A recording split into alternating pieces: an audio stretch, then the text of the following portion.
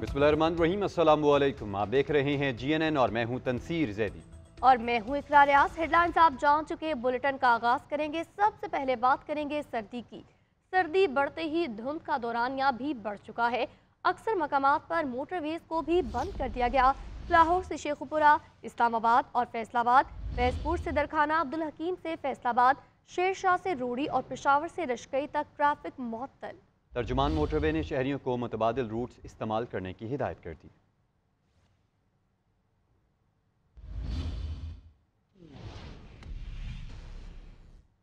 मुल्क की तारीख में पहली बार लाहौर में मसनूई बारिश की गई। शादरा और मुरीद के समेत 12 मकामात पर तैयारों के जरिए बरसात की गई।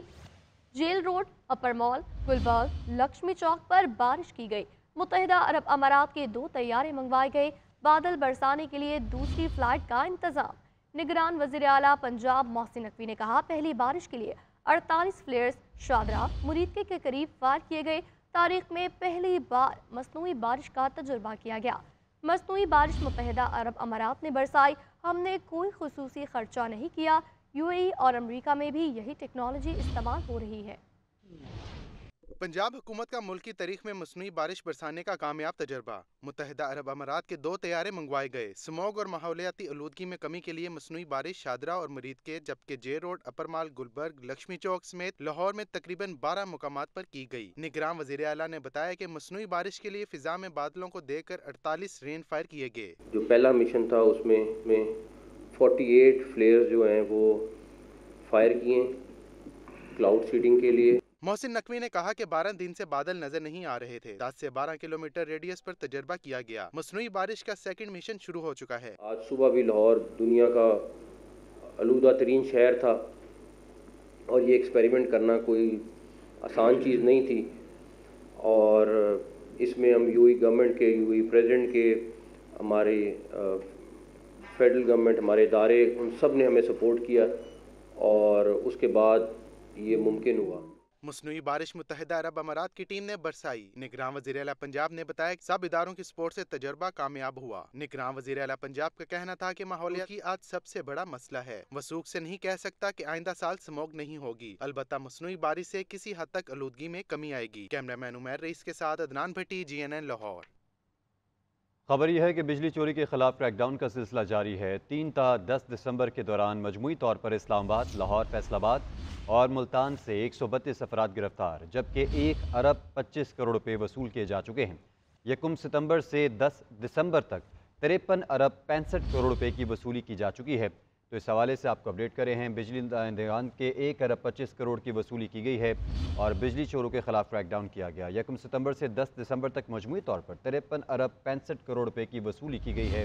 बिजली चोरी के खिलाफ मुल्क गिर क्रैकडाउन का सिलसिला जारी है। बात करेंगे deputy bureau chief Islamabad Ejaz Ahmed से। एजाज अहमद बताएगा, अब तक इन कार्रवाइयों से मजमूई तौर पर कितना रेवेन्यू जनरेट हो सका है? जी, बिजली चोरी के खिलाफ हुकूमत और उसकी क़यादत का जो मुश्तरका फैसला था उसके ऊपर अमल दरामद जारी है। और 3 से 10 दिसंबर के जो आदाद शुमार सामने है उनमें भी बताया गया है कि मुल्क भर में 2.36 अरब रुपए के वसूल और 222 अफराद को गिरफ्तार किया गया, जबकि 3 से 10 सितंबर के दौरान मजबूरी तौर पर इस्लामाबाद, लाहौर, फैसलाबाद और मुल्तान से 132 अफराद को गिरफ्तार और 1.25 अरब रुपये वसूल किए गए। हैदराबाद और सक्खत से मजबूरी तौर पर 76 अफराद को गिरफ्तार और 36 अरब रुपए वसूल किए जा चुके। इसी तरह मजबूरी तौर पर क्वेटा और ग्वादर से 3 अरब रुपए, पेशावर और नए नमशुदा अजला से 5 अरब रुपए की वसूली की जा चुकी है। और पेशावर से 14 अफराद गिरफ्तार किए गए। 1 सितंबर से 10 सितंबर तक 53.65 अरब रुपए की वसूली की जा चुकी है। मुख्तलिफ अदारे बिजली चोरी के खिलाफ क्रैकडाउन का सिलसिला जारी रखने के लिए पुरज़्म भी हैं। जी, बहुत शुक्रिया आपका एजाज अहमद। पंजाब हुकूमत की जानिब से मसनूई बारिश का एहतमाम भी फ़ज़ाई आलूदगी कम न कर सका। लाहौर आज भी दुनिया के आलूदा तरीन शहरों में 5वें नंबर पर विराजमान। शहर का एयर क्वालिटी इंडेक्स 221 रिकॉर्ड किया गया। फ़ज़ाई आलूदगी के बायस धुंध की शिद्दत में इजाफा हुआ। तफसीलात जानते अपने नुमाइंदा अहमद हसन से। अहमद, आगाह कीजिएगा। आज बिल्कुल लाहौर में फ़ज़ाई आलूदगी कम ना हो सकी। आज भी आलूदा तरीन शहरों में लाहौर का 5वां नंबर है। अगर बात की जाए मजमूई एयर क्वालिटी इंडेक्स की, तो लाहौर का मजमूई एयर क्वालिटी इंडेक्स 221 रिकॉर्ड किया गया है, जबकि दीगर इलाके ख़ासतौर पर माल रोड पर AQI इंडेक्स जो है वो 400, जबकि DHA फेज़ 8 के इलाके में AQI इंडेक्स जो है वो 260 से तजावुज़ करता दिखाई दे रहा है। दूसरी जानिब पंजाब हुकूमत की जानिब से मुल्क में पहली मसनूई बारिश कल बरसाई गई थी, जिसके असरात खातिर ख्वाह देखने में सामने नहीं आए। शहर में कुछ देर के लिए तो फ़ज़ाई आलूदगी में कमी आई, ताहम अब एक बार फिर से फ़ज़ाई आलूदगी की शिद्दत में वाज़ह इजाफा देखने में सामने आ रहा है। बताते चलें कि महकमा मौसमियात के मुताबिक आज शहर का कम से कम दर्जा हरारत 7 सेंटीग्रेड है, जबकि ज़्यादा से ज़्यादा 21 सेंटीग्रेड तक रिकॉर्ड किया गया है। शहर में हल्की धुंध है, जबकि मैदानी इलाकों और ख़ासतौर पर मोटरवे पर शदीद धुंध की वाइज मोटरवे को मुतअद्दिद मकामात से बंद किया गया है। महकमा मौसमियात का कहना है आइंदा 24 से 48 घंटों तक मौसम खुश रहेगा, जबकि फ़ज़ाई आलूदगी की शिद्दत में इजाफा देखने में सामने आएगा। जी बात करेंगे इंतखाबात को लेकर, तो लाहौर हाई कोर्ट ने बैक जुम्बिश कलम इंतखाबी अमल को डीरेल कर दिया है। सुप्रीम कोर्ट का हुक्म वाज़ेह था, कोई भी जमहूरी अमल में खलल नहीं डालेगा। सुप्रीम कोर्ट ने आम इंतखाबात केस का तहरीरी हुक्मनामा जारी कर दिया। उमैर न्याजी बज़ाहिर जमहूरी अमल डीरेल करने की कोशिश के मुर्तकिब पाए गए। हाई कोर्ट का फैसला मुअत्तल, दरख्वास्त पर मजीद कार्रवाई से रोक दिया गया। सुप्रीम कोर्ट के हुक्म पर इंतखाबी शेड्यूल जारी कर दिया गया।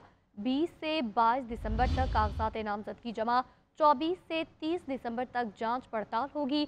11 जनवरी को नजरसानी फहरिस्त शाया की जाएगी। 13 जनवरी को इंतखाबी निशान अलॉट होंगे। चेयरमैन PTI बैरिस्टर गौहर कहते हैं सुप्रीम कोर्ट के फैसले से मुतमईन नहीं, लेकिन कबूल करते हैं सुप्रीम कोर्ट ही बता सकती है कि उन्हें क्यों लगा हम जमहूरियत को डीरेल करना चाहते हैं। हम तो सुप्रीम कोर्ट में बैठे रहते हैं कि जमहूरियत को डीरेल होने से बचाया जाए।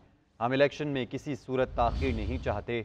हमारी सदा रही है कि आज़ादाना और शफाफ इंतखाबात होने चाहिए। कहा हमारी दरख्वास्त थी कि रिटर्निंग अफसरान को अदलिया से लिया जाए। शफाफ इलेक्शन के लिए शफाफ ROs का होना ज़रूरी है। पंजाब में मनपसंद अफराद के तबादले तकर्रियाँ हो रही हैं। सूबे में लेवल प्लेइंग फील्ड नहीं दी जा रही। पीपल्स पार्टी रहनुमाओं की प्रेस कॉन्फ्रेंस में इल्ज़ाम आयद किए। शर्जील इनामा बोले, कुछ जमातें दावा करती हैं कि एटम बम उन्होंने बनाया। PPP के कारनामे अपने हिस्से में डालकर अपनी मुहिम चला रही हैं। जिसने कहा सबको जेल में भेजूंगा वो खुद जेल में है। शरीर रहमान ने कहा बिलावल भुट्टो का मौक़िफ़ है, वक्त पर इलेक्शन चाहते हैं। शाजिया मरी बोली, इंतखाबात को शफाफ बनाना इलेक्शन कमीशन की जिम्मेदारी है।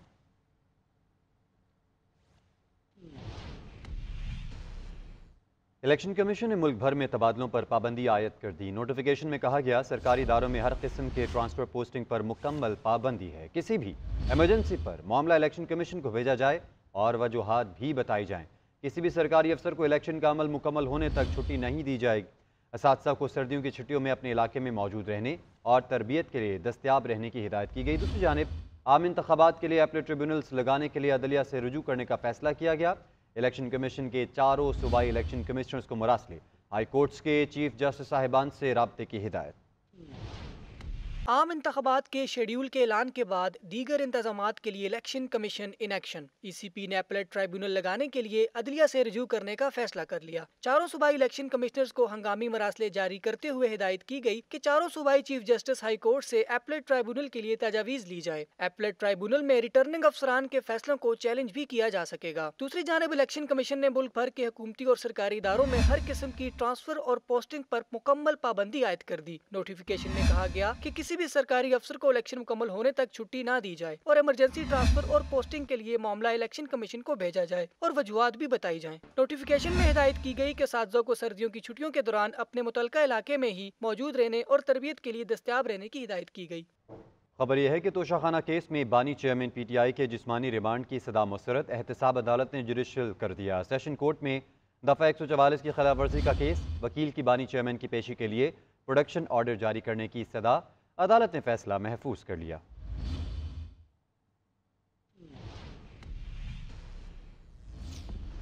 जबकि दूसरी जानिब सरबराह PTI पार्लियामेंटेरियन परवेज खटक कहते हैं समझ नहीं आ रहा PTI वाले क्यों इंतखाबात के खिलाफ अदालत में गए। सुप्रीम कोर्ट का इंतखाबात के हवाले से फैसला कानून के मुताबिक है। 8 फरवरी को इलेक्शन के लिए हम तैयार हैं। पेशावर में शमूलियती तकरीब के मौके पर मीडिया से गुफ्तगू करते हुए उन्होंने मजीद कहा सेहत कार्ड के लिए पीडीएम हुकूमत ने फंड कम किया, मौजूदा हुकूमत ने मंसूबा मुकम्मल खत्म किया। मैं उनसे पूछता हूँ, क्या आप अवाम के दुश्मन हैं? अगर सेहत कार्ड को बहाल ना किया गया तो हम एहतजाज करेंगे।